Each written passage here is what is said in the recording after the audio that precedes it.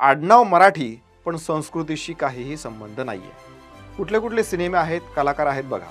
करण जोगळेकर मैं खिलाडी तू अनाडी या सिनेमामध्ये अक्षय कुमारनं हे पात्र साकारलं होतं, जे अजिबात मराठी वाटत नव्हतं. वीर सूर्यवंशी हे पात्र मराठी आहे, पण ते अजिबात मराठी वाटत नव्हतं.